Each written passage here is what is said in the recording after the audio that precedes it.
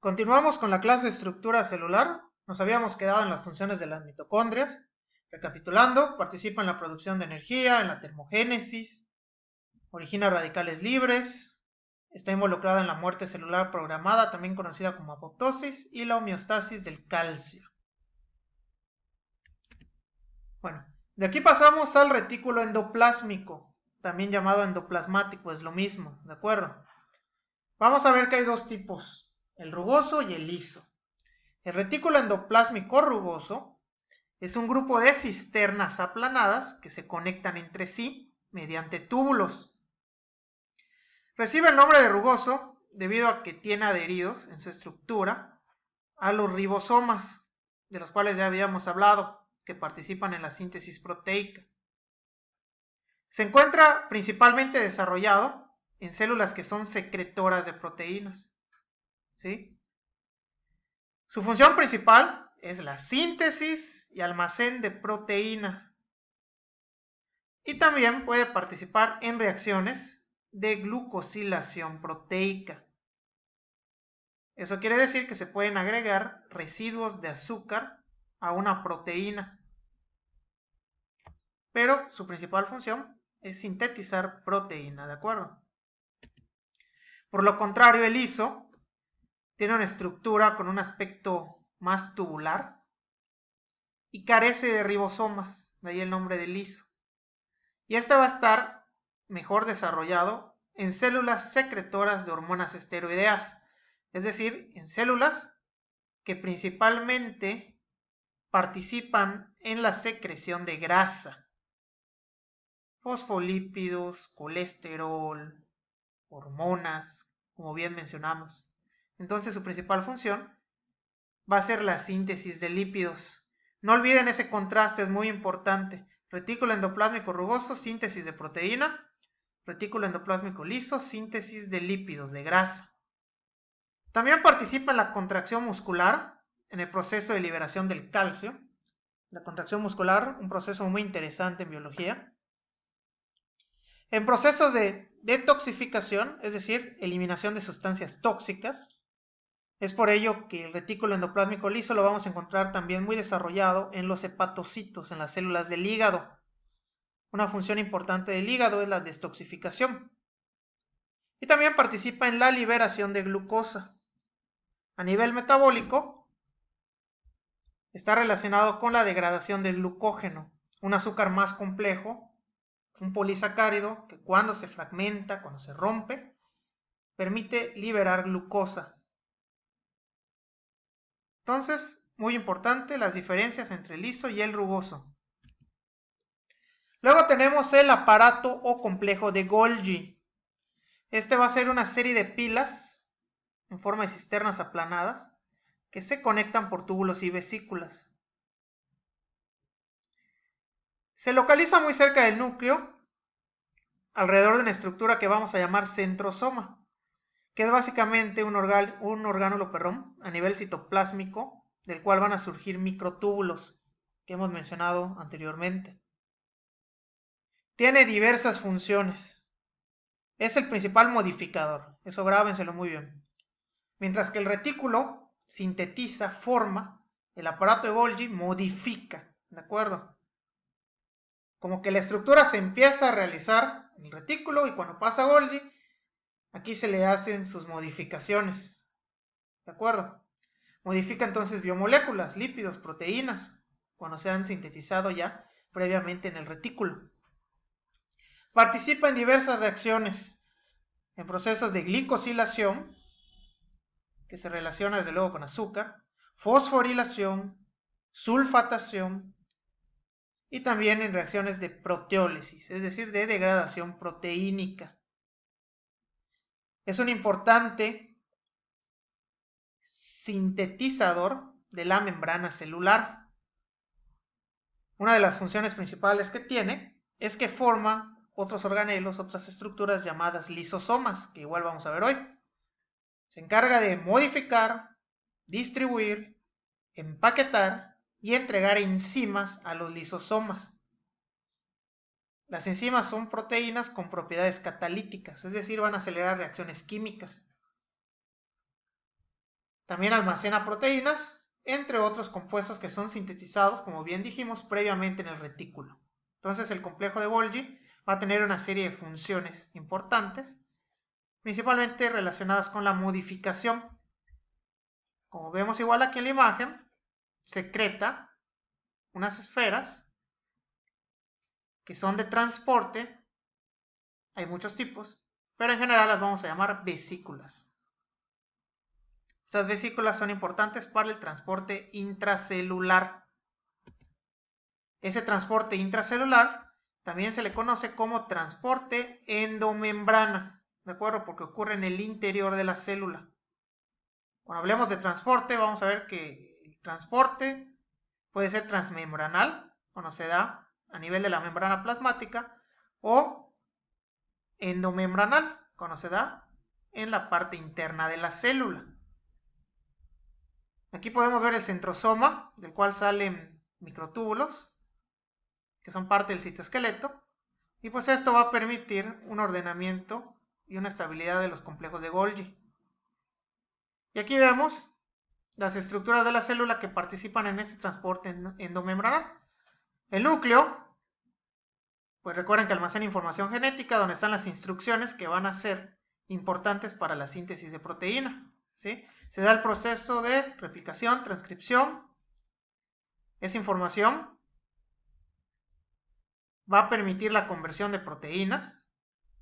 Aquí tenemos el retículo endoplásmico rugoso, que va a sintetizar entonces las proteínas. Va a liberar vesículas de transporte que van a llegar a la cara cis de Golgi. Golgi se va a encargar de modificar esas biomoléculas. Y luego va a liberar de la cara trans otras vesículas de transporte que van a llevar pues el producto que se desea, por ejemplo, liberar de la célula hacia el exterior, ¿sí?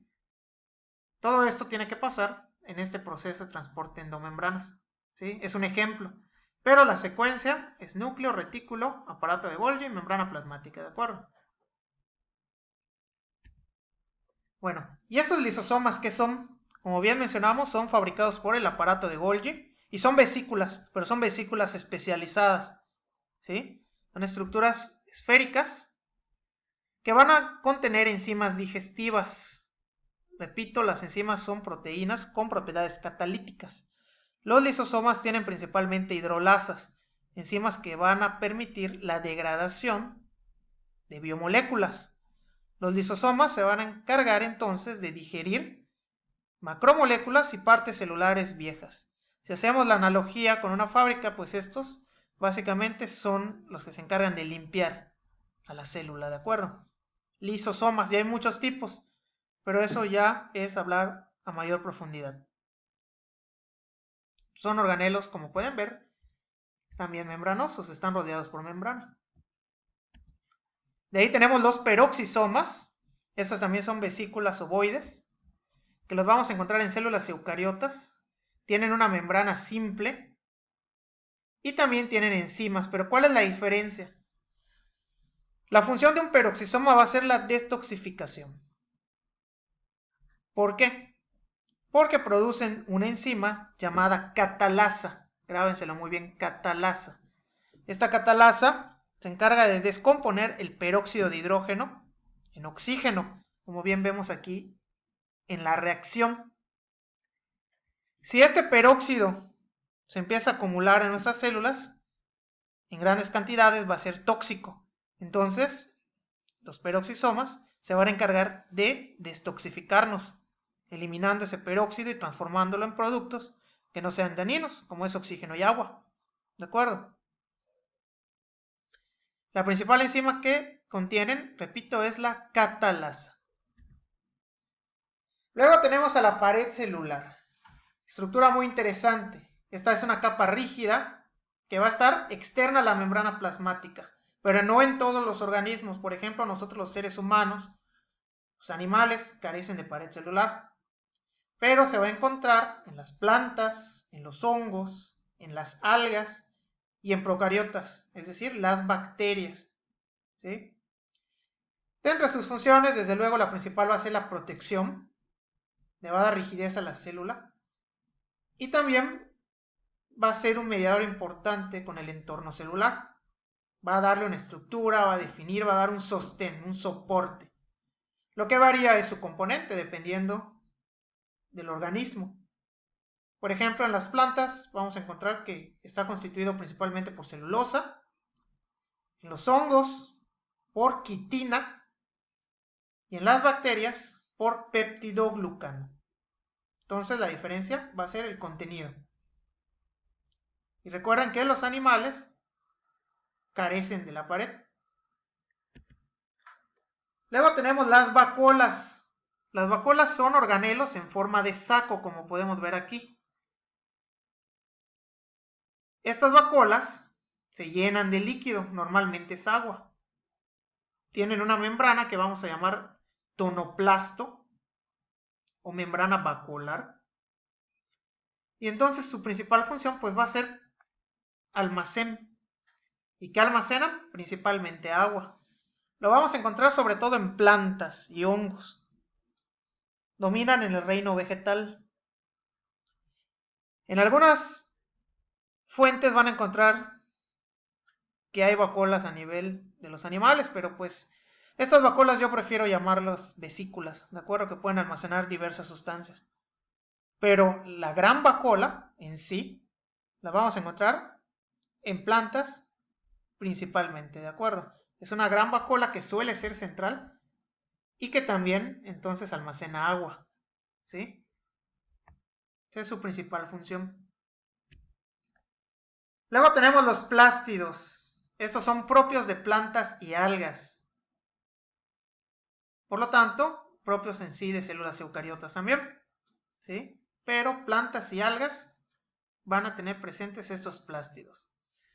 Y permiten la producción y almacén de diversos compuestos químicos y participan en procesos relacionados con fotosíntesis, metabolismo, coloración, ¿sí? Gracias a los plástidos, pues hay color en las frutas, por ejemplo. Hay varios tipos, eso igual lo deben ver en laboratorio. Los famosos cloroplastos, que son los más conocidos, en donde los organismos eucariotas realizan la fotosíntesis. Los cromoplastos, esos se encargan de almacenar principalmente pigmentos, de ahí etimológicamente cromo, color, y los vamos a encontrar en plantas que van a desarrollar ciertos colores, como amarillo, anaranjado, rojo, ¿sí? Y luego tenemos los leucoplastos. Estos son incoloros, leuco blanco, y los vamos a encontrar principalmente en regiones como las raíces. Pueden formar parte de tubérculos. Si nosotros hacemos un corte de una papa y lo observamos al microscopio, vamos a observar leucoplastos, que de hecho tenemos que tenerlos para verlos con cierto color, ¿sí? Entonces, cloroplastos, fotosíntesis, cromoplastos, pigmentos, y estos leucoplastos suelen almacenar almidón. La papa almacena mucho almidón, ¿sí? Por eso también se les conoce como amiloplastos, como podemos ver en la imagen de la derecha. Bueno, esa es en sí la clase de estructura celular. Les dejo aquí una imagen para que comparen entonces célula vegetal versus célula animal. Analicen bien las semejanzas, analicen las diferencias y qué comparten en sí también estas células con la célula bacteriana o célula procariota y qué diferencias tienen, que son radicales, ¿sí? Entonces, espero les haya servido. Esto es básicamente una síntesis de la información. Ustedes tienen que estar leyendo las fuentes que habíamos quedado, Biggs y Solomon, para poder complementar su estudio. Entonces, hasta aquí la clase número 2. Que tengan buenas tardes.